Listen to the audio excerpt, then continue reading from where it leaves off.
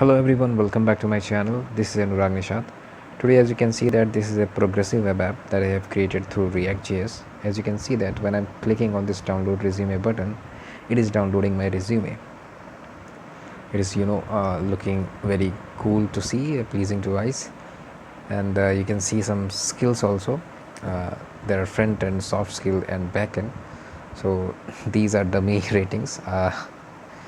I just did it, but the qualification and the experience is quite genuine. As you can see that it has some timeline also, so you can also implement such kind of designs in your projects. There is a certification section also. You can just verify those certification if they are genuine or not. So just you can also implement like that. And one more thing, you can also mail me by just providing your email. As you can see that it asks your name and email, and the message has been sent, and I will show you. This is the acknowledgement that you will get on your email, and the below is the message that I got.